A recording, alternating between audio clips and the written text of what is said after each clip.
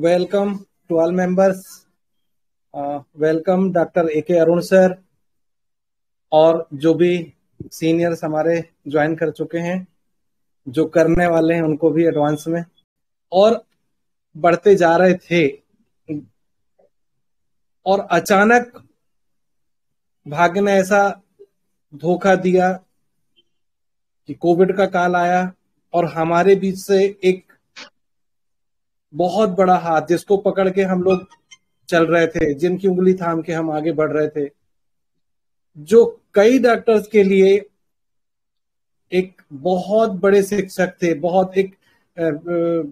बहुत बड़ा सहारा थे, अचानक ऊपर वाले ने हमसे उन्हें छीन लिया। हम लोग सब स्तब्ध थे, शब्द नहीं सूझ रहे थे। और मेरे कई फ्रेंडों ने मुझे फोन किया, ग्रुप के कई डॉक्टर्स ने बात की, और उस दिन ये हालत था कि जो उनसे बहुत कनेक्टेड थे वो ये कह रहे थे कि सर अब हम कहाँ जाएंगे, अब हम किससे सीखेंगे, हमारा सिखाने वाला तो चला गया, हम तो अनाथ हो गए। ये शब्द थे हमारे डॉक्टर्स के। तो कल्पना करिए कि कितना बड़ा सहारा था, कितनी बड़ी छाया थी हमारे सिर के ऊपर डॉक्टर अशोक मोहंती सर की, और वो भाग्य ने हमसे छीन लिया। तो अपूर्णीय क्षति है जिसे हम कभी पूरा नहीं कर सकते, जिसे नेचर भी कभी शायद पूरा नहीं कर पाएगा। इस अपूर्णीय क्षति को लेके हम चल रहे हैं। उन्होंने जो सिखाया है, उन्होंने जो हमें ज्ञान दिया है, उसी की ऊर्जा के रूप में हमारे साथ मोहंती सर हैं। और मैंने हैनीमन सर के लिए भी कहा था कि ये ऊर्जाएं हैं, doctor Hahnemann sir, doctor Sehgal sir, doctor Ashok Mohanty sir, ये व्यक्तित्व तो नहीं है, ये ऊर्जाएं हैं। वो ऊर्जाएं कभी खत्म नहीं होती, उनके पीछे द एंड नहीं लगता, वो अनवरत किसी न किसी रूप में हमारे साथ रहती हैं। और आज भी ये ऊर्जाएं हमारे साथ होंगी, और इसलिए हम उनके ज्ञान से सीख के आगे बढ़ रहे हैं। तो नमन करते हुए अशोक मोहंती सर को विनम्र श्रद्धांजलि देते हुए आगे के लिए मैं आमंत्रित करता हूं डॉक्टर ए.के. अरुण सर को, जो किसी परिचय के मोहताज नहीं है, जो अपने आप में एक महान व्यक्तित्व हैं, होम्योपैथी को एक बहुत अच्छी दिशा में ले जा रहे हैं और उसके झंडे को बहुत अच्छे से संभाले हुए। Welcome doctor Arun sir, welcome sir. नमस्ते आप सबको, मेरा नमस्कार अशोक जी का और अपने ग्रुप में सभी दोस्तों का मैं उनको नमन करता हूँ। और मुझे सबसे अच्छी बात ये लग रही है कि आज के दौर में कोई सीखना नहीं चाहता, उस दौर में होम्योपैथी में खास करके अच्छी होम्योपैथी सीखने की जो ललक हमारे मित्रों में, चिकित्सकों में, हर पीढ़ी के चिकित्सकों में देख रहा हूँ, वो मुझे बहुत अच्छा लग रहा है। हमारा जो दौर था, मैं आपको तो ये सारी चीजें हमें कभी भी एक मुकम्मल डॉक्टर नहीं बना पाई। यानी कि एक तसल्ली जो होती है प्रैक्टिस की कि हाँ हमने इस दवाई को एक व्यक्ति को दिया और उसको जिसको होलिस्टिक हेल्थ बोलते हैं वो उनको लाभ मिला, ये नहीं मिल पाया था। ये एक बहुत हमारे लिए निराशा की बात होती थी। वो चीजें हमने इधर देखा। मैं आपको छोटा सा संस्मरण सुना के फिर आप लोगों का सुनना चाहूंगा। Doctor M L. सहगल साहब के साथ हम लोग 2000 के आसपास की मैं बात बता रहा हूँ। सन 2000 में हम एम.एल. सहगल साहब के साथ सीखने जाते थे, यानी कि डॉक्टर संजय सहगल के पिताजी। और हम लोग कभी सुबह बुलाते थे, कभी शाम में बुलाते थे। शाम में कभी हम क्लिनिक के बाद अगर वहां जाते थे 8-9 बजे रात में उनके घर पे, तो कभी कभी सहगल साहब सोए होते थे। अब 2-3 घंटे वो सो रहे हैं, हम लोग बैठ के अपनी आपस में बातचीत करते थे, कुछ किताबें उलट पुलट करते थे। रात में 12-1 बजे जब उनकी नींद खुलती थी तो पढ़ाना शुरू करते थे। ये मतलब मास्टर्स का एक उनका पढ़ाने का ये अंदाज था। और पढ़ाना शुरू करते थे, जो भी उनके मूड में आता था वहीं से पढ़ाते थे। कभी ऑर्गेनन पढ़ाते थे, कभी कोई मेडिसिन उठा लेते थे, कभी किसी एक रूब्रिक पर लंबी बात करते थे। तो ये डॉक्टर एम एल सहगल का तरीका था, और एम एल सहगल को समझना बहुत जरूरी है। डॉक्टर एम एल सहगल साहब को अगर आपने समझ लिया, उनकी किताब जो perfect materia Medica of mind है, वो जरूर आप कहीं से करें। दिल्ली में IBP जो पब्लिशर है, इंडियन बुक एंड पीरियोडिकल, उनसे वो किताब जरूर लीजिए, और उसमें आप देखेंगे कि एक मास्टर्स के बनने की क्या प्रक्रिया होती है, कैसे उन्होंने कंसीव किया कि कुछ जो सिम्टम्स हैं हमारे मटेरिया मेडिका में या हमारे रेपर्टरी में, वो बहुत इंपॉर्टेंट है, उसको छोड़ा नहीं जा सकता। और कुछ सिम्टम्स ऐसे हैं जिनको आप उठा के बाजू में रख दीजिए। जैसे कहते हैं ना कि अगर आपके पास काफी एक बड़े थैले में बहुत कुछ है, उनमें से 2 4 5 चीजें काम की हैं, वो कौन काम की चीज है वो आपको अगर सेलेक्ट करना आ गया तो आप एक अच्छे होम्योपैथ बन सकते हैं। डॉक्टर सहगल ने यही काम किया। पूरी मटेरिया मेडिका में आप देखेंगे तो लाखों सिम्टम्स हैं, लाखों रूब्रिक्स हैं, और लाखों रूब्रिक्स में से उन्होंने कुछ हजार रूब्रिक्स निकाले, और उस रूब्रिक्स में से भी और शॉर्टलिस्ट करके उन्होंने कुछ ऐसे खास, जिसको वो किंग पिन बोलते थे, या हमारे शंकरन साहब उसको या फिर डॉक्टर केंट उसको गाइडिंग सिम्टम्स बोलते थे, कि ये सिम्टम टॉर्च लाइट है, ये आपको गाइड करेगा, यही आपको बताएगा कि मेडिसिन कहाँ है, वही आपको लेके जाएगा।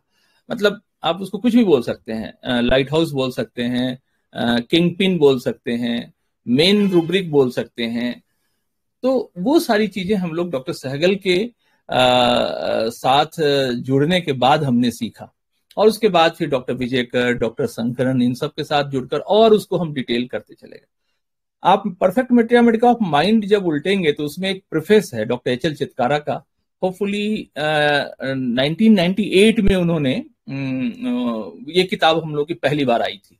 उसमें हर मेडिसिन जो भी पॉसिबल मेडिसिन है उसके सिर्फ माइंड रूब्रिक्स को उसमें उन्होंने नोट डाउन किया है, और माइंड रूब्रिक्स में भी सिंगल रूब्रिक जो है वो उसमें नोट डाउन है कि किस मेडिसिन में कौन सा सिंगल रूब्रिक है, जिसका कोई रिबल नहीं है, जिसका कोई प्रतिस्पर्धा नहीं है, वो अकेली पड़ी हुई है। और अगर वो रूब्रिक आपको दिख जाए तो फिर आपका प्रॉब्लम सॉल्व हो सकता है। ये डॉक्टर शंकरन ने हमें सिखाया।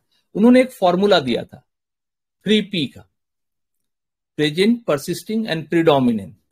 यानी कि आप देखो कि मरीज में कौन सा सिम्टम प्रेजेंट है, इमीडिएट जो आपके सामने आया है, तो क्या लेकर आया है और क्या परसिस्ट कर रहा है, और उसमें प्रीडोमिनेंस किस सिम्टम का है, किस बात पर वो जोर दे रहा है। अगर आपने ये 3P सेलेक्ट कर लिए तो डॉक्टर सहगल का ये मानना था कि आप 99% उस केस को निकाल ले जाएंगे।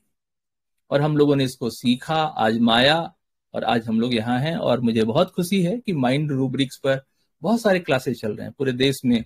महाराष्ट्र में तो बहुत सारा ग्रुप है, अपने नॉर्थ इंडिया में भी बहुत सारा ग्रुप खड़ा हुआ है, हमारा अपना ग्रुप है, और भी कई सारे मित्र इस पे काम कर रहे हैं। पंजाब में बहुत अच्छा ग्रुप काम कर रहा है, गुजरात में भी कुछ ग्रुप काम कर रहा है, दिल्ली में कुछ ग्रुप काम करना शुरू किया है। तो ये हमारी जर्नी है। मैं इसमें एक छोटी सी बात कहूंगा कि मास्टर्स के सोचने का तरीका आप देखिए कि हम में से कोई क्यों नहीं इस तरह से सोच पाता है। अब जैसे मैं नई बात बताता हूं, अभी डॉक्टर शंकरन का जो लेटेस्ट थिंकिंग है वो है 8 बॉक्स मेथड। उसके पहले उन्होंने पीरियोडिक टेबल के साथ रिजेंबल किया पूरी मेडिसिन को, और पीरियोडिक टेबल में भी जो आप देखेंगे तो उसमें जो अरेंजमेंट्स हैं एलिमेंट का, खास करके लगभग सभी एलिमेंट से हमारी होम्योपैथी में दवाइयां बनी हुई हैं, चाहे वो आप आयरन, मैग्नीशियम, पोटेशियम, जो भी आप कहेंगे, हीलियम, ऑक्सीजन से भी दवा बनी हुई है, नाइट्रोजन से दवा बनी हुई है। तो हैवी मेटल्स, लाइट मेटल्स, बहुत ही हल्के जो हीलियम है, ऑक्सीजन है, हाइड्रोजन है, इससे जो दवा बन रही, और उसके कैरेक्टरिस्टिक क्या है, फिर वो किंगडम के हिसाब से उन्होंने कैटेगराइज किया है कि ये प्लांट किंगडम की दवा है तो इसके क्या कैरेक्टरिस्टिक होंगे, एनिमल किंगडम की दवा है तो उसके क्या कैरेक्टरिस्टिक होंगे। अब जैसे डॉक्टर शंकरन की जो स्टडी है वो ऐसा नहीं है कि वो कुछ अलग स्टडी है, इसी का एक्सटेंशन है। डॉक्टर शंकरन ने अब जैसे वायलेंस है तो सिम्टम्स में आप देखेंगे कई मरीज के अंदर वायलेंस है, तो वो वायलेंस को एनिमल के साथ जोड़ते हैं कि एनिमल के अंदर एक वायलेंस प्रवृत्ति होती है। प्लांट के साथ वो माइल्डनेस जोड़ते हैं, प्लांट के साथ वो हार्डनेस भी जोड़ते हैं, जैसे ऊड बहुत सख्त होता है। तो इस तरह से उन्होंने रिजेंबल किया है नोसोड्स को, सार्कोड्स को। अलग मियाज्म हम 3 ही जानते थे, 3 मियाज्म होते हैं, लेकिन उन्होंने अलग अलग मियाज्म दिए। उन्होंने कैंसर को मियाज्म बताया है, उन्होंने और भी बहुत सारे मियाज्म जोड़े हैं इसमें। तो ये मास्टर्स का कंट्रीब्यूशन है और उस कंट्रीब्यूशन को हमें सीखना चाहिए। कभी भी प्रिजुडाइज नहीं होना चाहिए कि हम तो विजयकर साहब को फॉलो करते हैं तो हम तो और दाएं बाएं नहीं देखेंगे, बिल्कुल नहीं। आप इन सबको फॉलो कीजिए, इन सबको देखिए, पढ़िए सबको, और उसके बाद जो सबसे आसान रास्ता दिखता है उस रास्ते पे चल निकलिए। उससे फिर आपको वो जो है ना मधुशाला की लाइन कि अलग अलग सब राह बताते, आप एक राह पर चलिए और मधुशाला आपको मिल जाएगी। तो ये हमारे मास्टर्स का कंट्रीब्यूशन है। डॉक्टर राजन संकरन और एमएल सहगल साहब के बीच में जो संवाद है वो बहुत इंटरेस्टिंग है। वो कभी भी आप उसमें पढ़िए तो उसमें सिम्टम्स को लेकर दोनों के बीच का जो बातचीत है वो बहुत इंटरेस्टिंग बातचीत है। उस बातचीत से आपको समझ में आएगा कि सिम्टम्स के इंपॉर्टेंस को हम कैसे देखें। होम्योपैथी की एक सबसे अच्छी बात यह है कि इसमें आपको बहुत टेक्निकलिटीज नहीं मिलेगी। आपको कोई मेडिकल डिक्शनरी से आपको होम्योपैथी में ढूंढने की जरूरत नहीं है। आप एक जनरल डिक्शनरी उठा लीजिए, आपके यहाँ रूब्रिक्स है, उस रूब्रिक्स को समझने की आपको जरूरत है। अब जैसे बहुत सिंपल तरीके से आप अगर देखेंगे तो मैं आपको 1-2 रूब्रिक बताता हूं। आमतौर पर एक पेशेंट है, वो उसका एक रूब्रिक है irritability pen during, talking business of and fear extravagance. तो जाहिर है आप फियर एक्स्ट्रावेगेंस से समझ जाएंगे कि ये ओपीएम की तरफ जा रहा है। हाँ, लेकिन इसमें और भी जो रूब्रिक्स हैं वो और मेडिसिन की तरफ आपको इशारा करते हैं। तो अब सवाल ये है कि उसमें प्रिडोमिनेंस क्या है, वो हम अगर पकड़ पाएंगे तब हम उस मरीज की सही दवा को ढूंढ पाएंगे। कभी कभी वेल सेलेक्टेड मेडिसिन फेल हो जाती है, बहुत अच्छे तरीके से केस टेकिंग किया हुआ, बहुत कंफर्म किया हुआ मेडिसिन हम मरीज को देते हैं और उससे हमको लाभ नहीं मिल पाता। तो उसके पीछे कहाँ गड़बड़ हो रहा है, ये सब हम कैसे खुद को करेक्ट करेंगे, ये सब हमारे मास्टर्स ने एक्सपेरिमेंट किया है। आज थोड़ी सी बात मोहंती की जरूर करेंगे। डॉक्टर मोहंती खास करके डॉक्टर सहगल की पीढ़ी के बाद हम लोगों की पीढ़ी में एक बहुत ही कम समय में बहुत अच्छी समझ विकसित अपनी अच्छी समझ विकसित करके उन्होंने अपनी जगह अलग, मतलब टीचर्स में अपनी जगह बना ली थी, और बावजूद इसके उनमें कोई घमंड नहीं था। मैं तो बहुत पहले से जब डॉक्टर सहगल के यहाँ हम लोग जाते थे तब से हम दोनों साथ हम लोग साथ हैं, और बहुत सारे उतार चढ़ाव आए, उसके बावजूद भी हम लोग साथ रहे। सेमिनार्स करना और साल में एक बड़ा सेमिनार करना, ये सब हम लोग मिलजुल कर करते थे, और हमारी अंडरस्टैंडिंग इतनी अच्छी थी कि बहुत ज्यादा हमको मीटिंग नहीं करनी पड़ती थी। बस व्हाट्सएप पर या एक फोन कॉल पर हम आपस में एक दूसरे को कम्युनिकेट कर देते थे, सबके हिस्से का काम सबके जिम्मे में पहुंच जाता था, और हम लोग अपना अपना काम करते थे, और हम देखते थे कि बहुत सक्सेसफुल सेमिनार हम कर पाते थे। बाद में डॉक्टर मोहंती डॉक्टर सहगल साहब के साथ तो थे ही, डॉक्टर संकरन के साथ वो सेमिनार देने लगे थे। और डॉक्टर संकरन की एक अच्छी बात मुझे ये लगती है कि डॉक्टर संकरन सिंथेसाइज करना बहुत अच्छी तरह से जानते थे। वो अलग अलग सोच और अलग अलग तरह से काम करने वाले होम्योपैथ को एक साथ एक प्लेटफॉर्म पर ले आते थे। डॉक्टर संकरन का जो इंस्टीट्यूट है the other song international academy, वहां पर आपको सारे विधा और सारे टेक्निक से काम करने वाले होम्योपैथ मिल जाएंगे, और उनको कोई इस बात का मलाल नहीं है कि भाई ये तो हमारे सिस्टम को ओवरलैप ना कर दें लोग, कहीं लोग हमारे सिस्टम को स्विच ऑफ ना कर दें। ऐसा उनको कुछ भी नहीं रहता, वो सबको बुलाते थे। डॉक्टर मोहंती भी वहां जाते थे।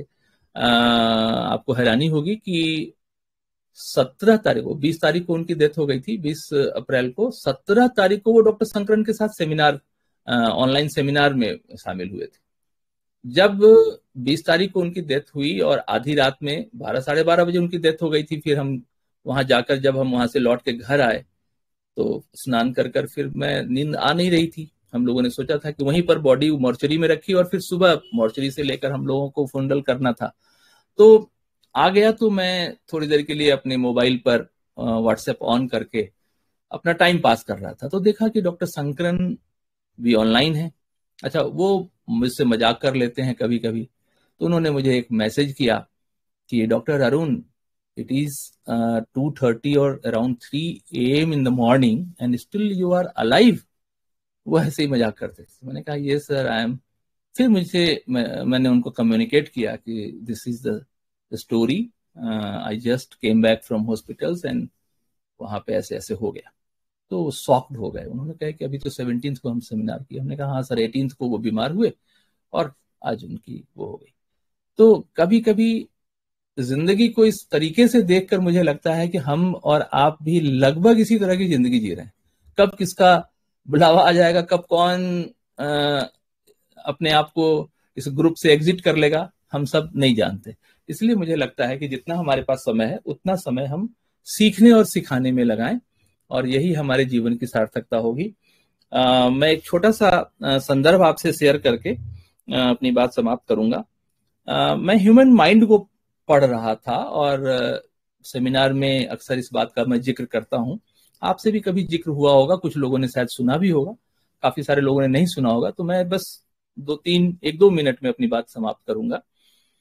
माइंड के बारे में जो मॉडर्न मेडिसिन की किताब है वो क्या कहता है? The brain works like a big computer, it process information that it receives from the sense and body and sends message back to the body. But the brain can do much more than a machine can. Human think and experience emotions with their brain and it is the root of human intelligence. और आप लोग तैयार कीजिए, एक बहुत ही high standard article से बात कीजिए, उससे नीचे बात ही मत कीजिए। बस अपनी सेखी नहीं बघारनी है। हमको होम्योपैथी में जो भी जेन्युइन चीजें दिख रही हैं, अगर आपके केस में कुछ यूनिक दिखा, अगर किसी दवा ने कुछ कमाल किया है आपके किसी मरीज में, आप उसको नोट कीजिए। डॉक्यूमेंटेशन बहुत जरूरी है आज के जमाने में। सबूत, डॉक्यूमेंटेशन, थोड़ी बहुत हो सके तो वीडियोग्राफी कर लीजिए, और कुछ नहीं हो तो ऑडियोग्राफी ही कर लीजिए। आजकल मोबाइल में ये सब सिस्टम है। और उसके बाद प्रॉपर अच्छे तरीके से उसको एडिट करके शेयर कीजिए अपने इस ग्रुप में, और इस तरह से दूसरों को भी लाभ मिलेगा। और ये काम सब लोग कीजिए। और मैं आपको इनवाइट करता हूं कि जो हमारी मैगजीन, हमारी मतलब आपकी मैगजीन जब आएगी तो उसमें हम एक स्टैंडर्ड फॉर्मेट में हम लर्निंग टीचिंग मटेरियल्स डालेंगे, और आप सब लोग उसके साथ जरूर जुड़िएगा। मुझे पूरी उम्मीद है। उसका कोशिश करेंगे कि उसका ई वर्जन भी हो, उसका प्रिंट वर्जन भी हो। तो इन्हीं शब्दों के साथ डॉक्टर अशोक मोहंती को ट्रिब्यूट देते हुए आपका भी मैं शुक्रिया अदा करता हूं, विशेष रूप से हमारे दोस्त अशोक जी का और सारे ऐसे लोग जिन्होंने एक ट्रिब्यूट के बहाने जो आज का ये कार्यक्रम ऑर्गेनाइज किया है। आप सबका बहुत बहुत धन्यवाद।